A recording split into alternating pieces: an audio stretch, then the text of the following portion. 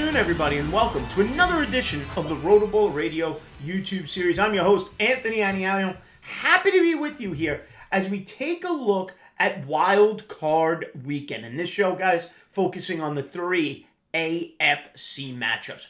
Buffalo Bills, Indianapolis Colts, Pittsburgh Steelers, and Cleveland Browns. And my personal favorite as the main event of the weekend, the Tennessee Titans against the Baltimore Ravens. Guys, don't forget, head over to RotoBaller.com and check out everything we have there. The main page, the premium package, expert chats, whatever sport you want, baseball, football, basketball, NASCAR, MMA, esports, or whatever format you want, DFS or season long, RotoBaller.com has you covered.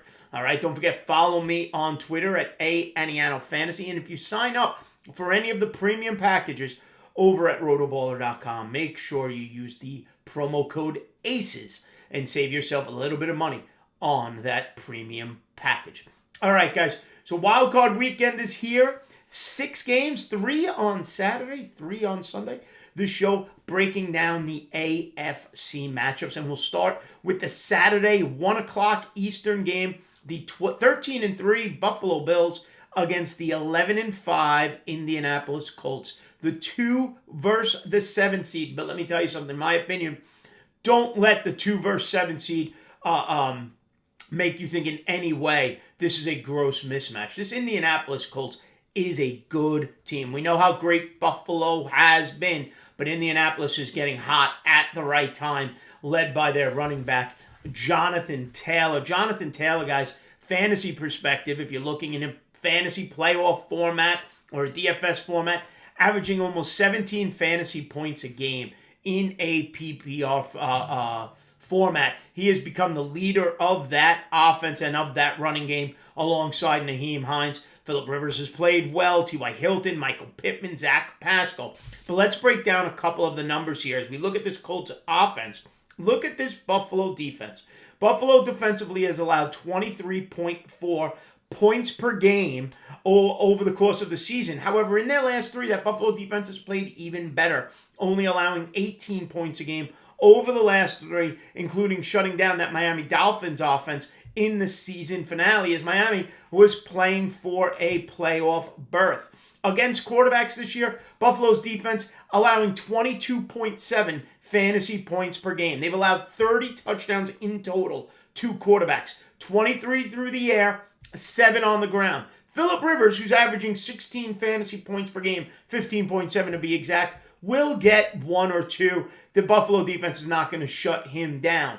Against running backs, and this is why I love Jonathan Taylor in any real type of format you may be playing, whatever it may be, DFS or some type of fantasy playoff, Jonathan Taylor going against the defense that's allowing almost 25 fantasy points per game in a PPR format, 14 rushing touchdowns allowed this season. Only 1 passing touchdown or receiving touchdown allowed to running backs all year, but 14 touchdowns on the ground. Jonathan Taylor, an excellent opportunity to get in the end zone this upcoming Saturday. 14 touchdowns allowed to wide receivers. Now, here's a nice number if you're looking to stream a tight end in any type of format. Take a look at Trey Burton of the Indianapolis Colts. The Buffalo defense allows 15 PPR points per game to opposing tight ends, and they've allowed 8 touchdowns to the tight end position. Colts could be in a position to utilize the tight ends, Jack Doyle, Trey Burton, in this game against the Buffalo Bills. Now, on the opposite side of things, we know the stud Josh Allen has become. 25-point fantasy points per game, and Stephon Diggs. Those are obviously the 2 key pieces to Buffalo. Arguably, Stephon Diggs, the 3rd best wide receiver in football this year. I would take him after Tyreek Hill and Devontae Adams, but that's where I rank Stephon Diggs this season. Okay, Diggs, 20.5 fantasy points per game. But I want everybody to keep in mind, this Indianapolis Colts defense has been rock solid all year. The Indianapolis Colts have allowed only 22.6 points per game all year to opponents, and over the last 3 games, just under 21 points a game. Now, Buffalo's been on a roll offensively. On the season, Buffalo's averaged 31 points a game, and over their last 3, they've averaged 47 points a game offensively, has Josh Allen and this Bills offense. but this is a very good defense they're playing in a playoff format. Now, my only concern is we saw Josh Allen last year in the playoffs. Now we need to see the maturity. We saw, if you think back to this time last year, Josh Allen crumbled under the pressure of that playoff game. We hope he's taken that next step, because this Buffalo Bills team may be the only team in the AFC that could truly contend with the Kansas City Chiefs coming out of the AFC. But they got to get that first win under their belt, and Josh Allen has to show he's really taken that next step. We saw it in the regular season. Now, is Josh Allen a playoff quarterback?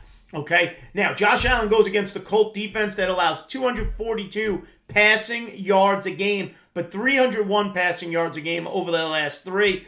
Colts, though, super tough against the run all year long, only allowing 90.5 rushing yards a game and only just under 53 rushing yards a game over the last three matchups. I don't love Singletary. I don't love Moss in this game. If I'm using any Buffalo Bills in any type of format, it's Allen, it's Diggs, and it's Gabriel Davis, who's averaging just under 9 points per game. Cole Beasley, let's see if he suits up. He's been a PPR darling, but he's been limited by injury occurred back in Week 16.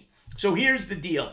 Okay, Buffalo, according to the DraftKings Sportsbook, favored by 7. Over-under sits at 52. I'm going to take the over, but I am going to take the Colts to cover this matchup. I don't think this is a Buffalo win in a blowout. I think Jonathan Taylor is too good. Phillip Rivers is a veteran who's been here before, and that Colts defense will limit some of Buffalo's scoring. Give me a total of about 30 to 27 in favor of Buffalo. Close game. Buffalo gets the win. They cover the over, but Colts cover the spread. Now we move on. The Sunday night primetime game, 8:15. The number 3 seeded Pittsburgh Steelers against the number 6 Cleveland Browns. Now, keep in mind, Cleveland's still dealing with COVID-19 issues. Kevin Stefanski, the head coach, won't be on the sidelines, it seems. They're a mess right now in Cleveland. Now, I don't love Pittsburgh this year. If you heard it on SiriusXM in the morning with Josh Hayes, I said it when they were undefeated. I didn't love this Steelers team. They were fraudulent. I don't have them going very far in the playoffs. But I do think Pittsburgh wins this game against the Cleveland Browns. I just think that defense is good enough to do so. Pittsburgh's defense has allowed 23 touchdowns to quarterback and only 13 touchdowns on the ground. They allow 111 rushing yards per game, has the Pittsburgh D. Now, you've been able to run on them of late, and I do expect Nick Chubb to perform well. We know how good Nick Chubb has been, 17.3 fantasy points per game. But it's playoff time. Someplace Cleveland hasn't been, and we know this Pittsburgh team is well seasoned in the postseason. They'll be ready. They're not dealing with a COVID distraction like the Cleveland Browns are dealing with. On the season, Pittsburgh has allowed 19.5 points per game. Over the last 3, they've allowed 25. But keep in mind, Week 17, Pittsburgh rested a lot of their starters. It wasn't the same game as it was to the Cleveland Browns. Cleveland's defense, 26 points per game. Roethlisberger, Deontay Johnson, Juju Smith-Schuster should be able to put up points against this Cleveland Browns defense that's allowed 20 touchdowns to wide receivers this year and 30 passing touchdowns on the year. Cleveland secondary continues to struggle against the pass. Johnson, Juju, Chase Claypool, even James Washington, all in a position to get in the end zone this week against this Cleveland secondary. Okay, that's the matchup I love. Now, against the running backs, Cleveland's allowed 13 total touchdowns to running backs. 12 on the ground, 1 through the air. But that Pittsburgh running game has been a non-factor. If they could get 60 yards out of James Conner, I think they would be thrilled. Conner averaging less than 13 fantasy points per game this season. But when you have Claypool at over 13 points a game, Deontay Johnson at almost 15, okay, Juju Smith-Schuster at about 14.5, we know where the strength of this Pittsburgh offense lies. It's on the arm of Ben Roethlisberger and that receiving core. And again, going against, like I said, a secondary that's allowed 30 touchdowns to wide receiver position. Okay, Pittsburgh favored by 4.5. Over under is 46.5. I'm going to take Pittsburgh to cover. They win by at least a touchdown. As far as the over under goes, Give me the over by just a hair. Let's call it 28-20 Pittsburgh, okay? And they cover the over-under with a total of 48 points, okay? Final game in the AFC matchup is the Sunday 1 o'clock game. I'm disappointed this game isn't in primetime because to me, this is the best game of the weekend. The number 4 seeded Tennessee Titans at 11-5 against the number 5 seeded Ravens, also 11-5. According to the DraftKings Sportsbook, Ravens by 3.5, over under 54.5. Absolutely sign me up for the over here. We know how potent these offenses are.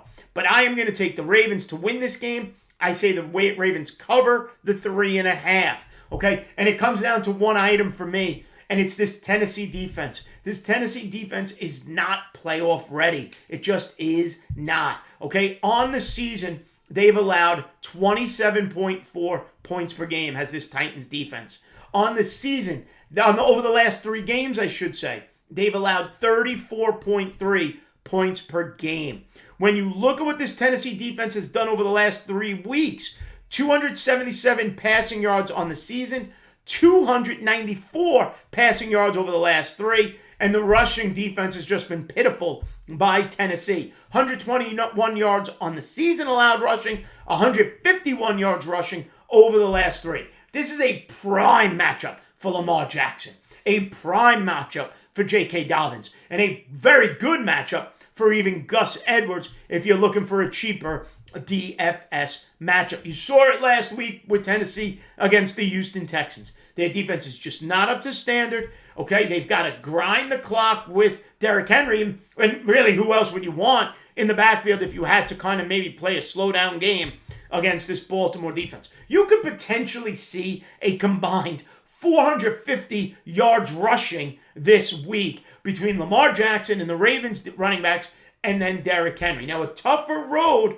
for this Tennessee offense. The Ryan Tannehill, the A.J. Browns, the Corey Davis, the Derrick Henrys against this Ravens defense that all season has allowed less than 19 points a game and has only allowed 10 points per game over the last 3. Okay, so even though Tennessee has averaged over 30 points a game on the year, they're facing a defense that has only allowed less than 20 points per game. Meanwhile, this Ravens offense averages 29.7, almost 30 points a game, 35 over their last 3, and they're going against a defense that's allowed just about 35 points per game over the last 3. It's a perfect storm for Baltimore. They're playing this Tennessee defense at the right time. Derrick Henry will get his. Okay, Ravens have allowed 109 rushing yards a game. They only have allowed 88 over the last 3, but Derrick Henry is Derrick Henry. Okay, a bad game for Derrick Henry is 95 yards rushing. Okay, A.J. Brown, Corey Davis against this defense, tough matchup. Baltimore's only allowed 11 touchdowns to opposing wide receivers. They've only allowed 21 passing touchdowns all season long, and that's why I'm taking Baltimore in this. Okay, their defense is significantly better than Tennessee's.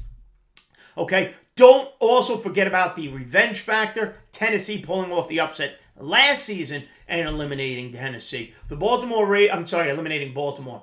Baltimore is the team no one in the AFC right now wants to face. Tennessee has the unfortunate duty of facing them, and Tennessee will fall to the Baltimore Ravens this Sunday.